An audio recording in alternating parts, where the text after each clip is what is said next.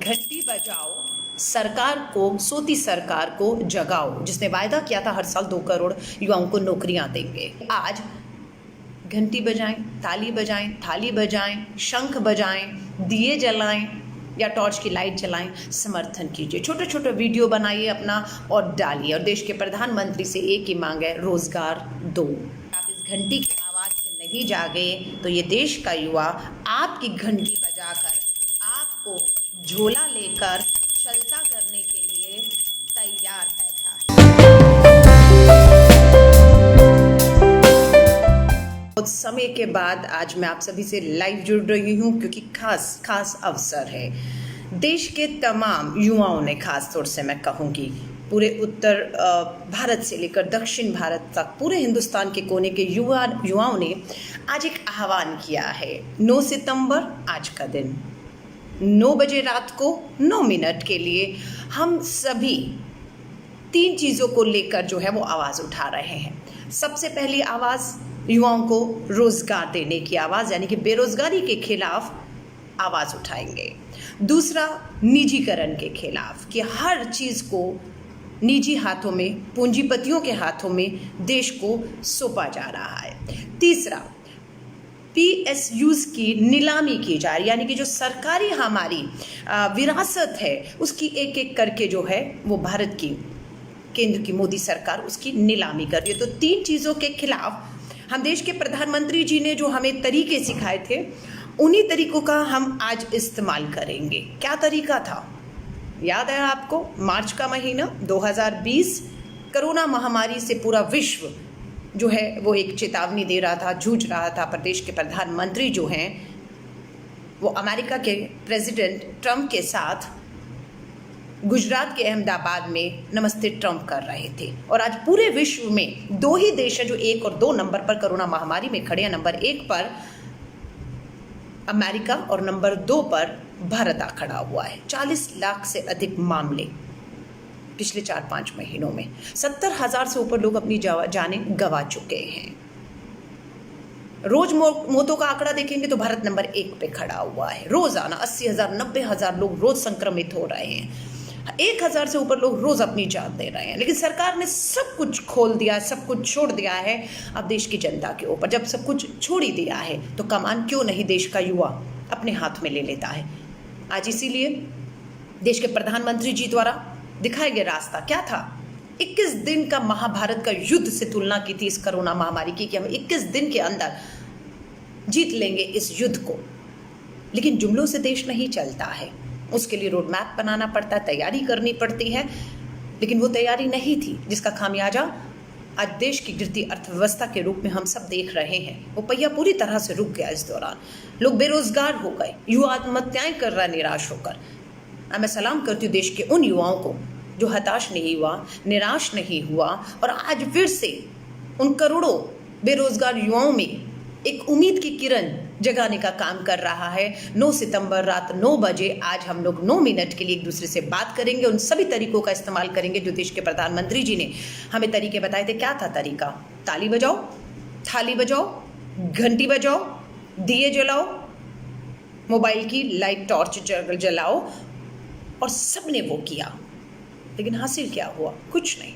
लेकिन मुझे अब लगता है कि वो अपील देश के प्रधानमंत्री ने की थी, बिना तैयारी के की थी। लेकिन ये अपील देश के करोड़ों युवाओं की तरफ से, ये एक व्यक्ति, एक नेता की तरफ से अपील नहीं है, ये देश के करोड़ों युवाओं की तरफ से अपील है।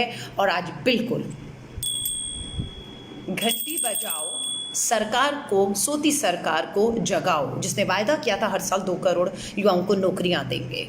आज मैं घंटी बजाते हुए सरकार के कानों तक इसकी आवाज़ को पहुंचाते हुए उन्हें जगाना चाहती हूँ। जागिए, क्योंकि देश का युवा जाग गया है, अपना हक और अधिकार मांग रहा है।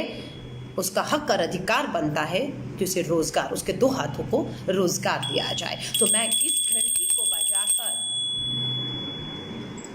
देश के उन करोड़ों युवाओं का समर्थन करती हूँ, उनकी आवाज़ में अपनी आवाज़ को शामिल कर रही हूँ, उनकी मांग में आवाज़ बन रही हूँ कि करोड़ों युवा, ये 2 हाथ जो बेरोज़गार हैं, वो देश के प्रधानमंत्री जी आपसे रोजगार मांग रहे हैं। आपका वो वायदा जो आप भूल चुके हैं पिछले 6 सालों में, उसे याद दिला रहे हैं। मैं आप सभी को कहूंगी, ये राजनीतिक मुद्दा नहीं है। 70% की हमारी आबादी, इस देश के 134 करोड़ के भारत में 70% आबादी युवाओं की है। वो युवा बेरोजगार है, वो 2 हाथ रोजगार चाहते हैं ताकि इस देश के विकास में वो पूरी तरह अपने आप को भागीदार बना सके। तो मुझे लगता है कि हर एक को सब चीजें पीछे छोड़कर करोड़ों युवाओं की इस मांग का समर्थन करने के लिए आज घंटी बजाएं, ताली बजाएं, थाली बजाएं, शंख बजाएं, दिए जलाएं या टॉर्च की लाइट जलाएं, समर्थन कीजिए। छोटे छोटे वीडियो बनाइए अपना और डालिए। और देश के प्रधानमंत्री से एक ही मांग है, रोजगार दो। खामोश हैं देश के प्रधानमंत्री जी। आज का समय क्यों चुना, मैं भी हैरान थी। सब पूछ रहे थे कि 9 सितंबर 9 बजे ही क्यों चुना गया। इसलिए क्योंकि 9 बजे हर टीवी चैनल प्राइम टाइम दिखाता है, और प्राइम टाइम के जो मुद्दे होने चाहिए वो मुद्दे क्या होने चाहिए? देश की में बढ़ती बेरोजगारी मुद्दा होना चाहिए, जो प्राइम टाइम और मीडिया में मुद्दा नहीं है। मुद्दा होना चाहिए सरहदों पर तनाव, मिलती चुनौतियां, चाहे वो पाकिस्तान हो, चीन हो, नेपाल हो, लगातार उनसे सरहदों पर चुनौती मिल रही है। और जून के महीने में हमारे 20 जवान 45 साल के बाद चीन के भारत के सरहद लद्दाख में फायरिंग हुई और हमारे 20 जवान वहां शहीद हो जाते हैं। तो मुद्दा तो सरहदों पर तनाव होना चाहिए, लेकिन नहीं, एक तरफा जो है वो मीडिया न्यूज़ चला रहा है। क्या न्यूज़ चला रहा है मैं उसका जिक्र यहाँ नहीं करना चाह रही। आप सुबह से एक तमाशा देख रहे हैं, मुद्दा बेरोजगारी है, मुद्दा देश की गिरती हुई विकास दर, जीडीपी, अर्थव्यवस्था है, मुद्दा बेटियों के साथ होते हुए लगातार बलात्कार है। दिल्ली भारत की राजधानी है, 90 साल की बूढ़ी मां को घर से घसीट कर बलात्कार किया गया।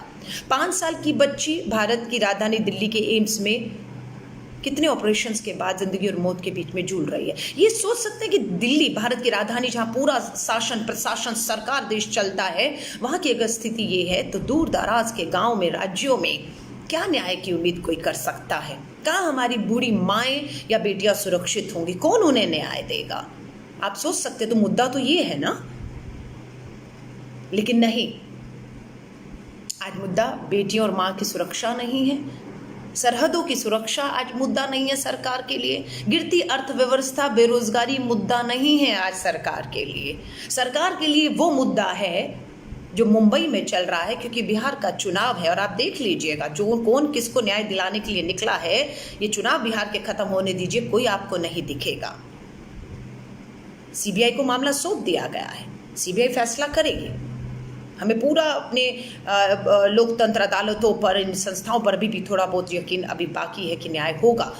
लेकिन देश के मुद्दों को बिल्कुल मीडिया में नहीं उठाया जा रहा। इसलिए युवाओं ने इस कमान को अपने हाथ में लेते हुए मजबूर किया है। और उम्मीद करते हैं आज 9 बजे का जो प्राइम टाइम नेशनल टेलीविजन दिखाएंगे, उसमें ये भी दिखाएंगे कि आज देश के करोड़ों युवाओं ने घरों से निकलकर, सड़कों पर निकल के देश के प्रधानमंत्री जी से मांग की है रोजगार देने की।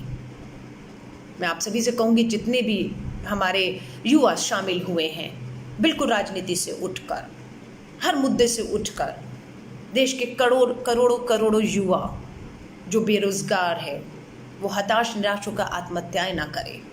बहुत से युवाओं ने आगे बढ़कर ये मुहिम शुरू की। मैं उन सभी युवाओं को जिन्होंने 9 बजे 9 मिनट के लिए प्रधानमंत्री रोजगार दो, निजीकरण के खिलाफ, पीएसयूज की नीलामियों के खिलाफ, जो कहते हैं 70 साल में कांग्रेस ने क्या दिया, जो नीलाम कर रहे हैं, वो किसकी देन थी? वो धरोहर, वो विरासत, वो खजाना, वो देश का है, जिसे आज की सरकार एक एक कर कर बेच रही है, पूंजीपतियों के हाथ में दे रही है, निजीकरण कर रही है, ताकि ये नौकरियां, सरकारी पक्की नौकरियां जो विश्वास दिलाती हैं कि आपके बुढ़ापे में भी पेंशन और आपकी जिंदगियों की सुरक्षा दे, आज वो निजी पूंजीपतियों के हाथ में निजीकरण करके सौंप रही है कि आपके गर्दन पर वो तलवार हमेशा टिकी रही कि आपकी कब नौकरी जाएगी, कब आपको निकाल दिया जाएगा और आपका जो है वो आगे चलकर भविष्य क्या कितना सुरक्षित होगा। मैं सभी युवाओं से कहूँगी, लगभग 2000 के करीब युवा इस समय लाइव सुन रहे हैं, बिल्कुल राजनीति से ऊपर उठकर। ये राजनीतिक मुद्दा नहीं है, ये देश के करोड़ों युवा रोजगार मांग रहा है। मैं आपसे कहूँगी देश के किसी भी प्रांत में, किसी भी राज्य में हैं, देश की सरकार से मांग नहीं करेंगे तो किससे मांग करेंगे? मैं आपसे ये पूछना चाहती हूँ। राज्यों की सरकारों से मांग करिए, देश की सरकारों से मांग करिए कि हम सभी चाहते हैं कि देश के करोड़ों करोड़ों युवाओं को रोजगार मिले। मैं उम्मीद करती हूँ आप सभी लोग जिन्होंने उस समय भी ताली, थाली, घंटी और सब बजाई थी, आज वो सभी लोग, वो बिल्कुल करोड़ों खरबोपति, पूंजीपति जो घंटियां बजा रहे थे अपने मुंबई के एक बहुत आलीशान मकान में, उनसे उम्मीद नहीं करते, क्योंकि उनके बच्चे रोजगारी नहीं, वर्ल्ड के टॉप रिचेस्ट पूंजीपति के बच्चों में उनकी गिनती हो रही है। मैं नाम नहीं ले रही, आप सब जानते हैं, लेकिन हम यहाँ पर बात कर रहे हैं उस गरीब, उस मजदूर, उस किसान, रेडी पटरी रिक्शा चलाने वाले के बच्चों की, बेटे और बेटियों की, जो कितनी विपरीत स्थितियों में अपनी पढ़ाई को जारी रखते हुए इम्तिहान में बैठकर इम्तिहान पास करता है, लेकिन इम्तिहान के रेलवे बोर्ड के ही बताया, इम्तिहान में बैठे लेकिन रिजल्ट नहीं आए। जब रिजल्ट आ गए, परिणाम आ गए, तो नौकरियां नहीं दी गई उन्हें। ये सब उनके साथ अन्याय है। इस अन्याय के खिलाफ मैं भारत की राजधानी दिल्ली से आज अपनी आवाज़ को उन करोड़ों युवाओं की आवाज़ में शामिल करती हूँ, उन्हें सलाम करती हूँ। और समय आया, अगर ये आवाज़ आज भी एक घंटी की आवाज़, ये चेतावनी देश की सरकार, सोती सरकार, राज्यों की सरकार नहीं जागी, तो मैं आपको यकीन दिलाती हूँ, देश के करोड़ों युवाओं को जब ये सड़कों पर निकलेगा अपने हक अधिकार की आवाज़ बुलंद करने के लिए, तब भी ये भारत की बेटी इन करोड़ों युवाओं के साथ सड़कों पर आंदोलित दिखेगी, इनके हक अधिकार, इन्हें रोजगार देने की मांग के साथ। मैं आप सभी का तहे दिल से धन्यवाद और शुक्रिया करती हूँ। दुआएं करते हैं सरहदों पे शांति बनी रहे, दुआएं करते हैं हमारी माँ बहन बेटियां घरों में सुरक्षित रहें। ईश्वर से प्रार्थना करते हैं कि करोड़ों युवाओं के हाथों में रोजगार हो और देश खुशहाली की तरफ बढ़े, किसान आत्महत्याएं ना करें, सोती सरकारें जागे, नहीं तो इन्हें जगाने के लिए देश का युवा आज जाग चुका है। मैं आप सभी का धन्यवाद करती हूँ, क्योंकि 9 तारीख 9 बजे 9 मिनट की बात हुई थी और मैं अपनी बात को समाप्त करती हूँ। इस वीडियो को अधिक से अधिक शेयर करिएगा, इसलिए क्योंकि जस्ट आप कुछ अगर नहीं कर पा रहे हो, वीडियो को शेयर करते हैं, तो संदेश जो आज का था 9 बजे 9 तारीख को 9 मिनट के लिए रोजगार की आवाज़ को हम सोती सरकार तक पहुंचा पाएंगे। और मैं अपनी शुभकामनाएं देती हूँ उन करोड़ों युवाओं को जिन्होंने आज ये मुहिम छेड़ी है। और सरकार को कहूँगी, अगर आप इस घंटी की आवाज़ से नहीं जागे तो ये देश का युवा आपकी घंटी बजाकर आपको झोला लेकर चलता करने के लिए तैयार बैठा है। जय हिंद, जय भारत।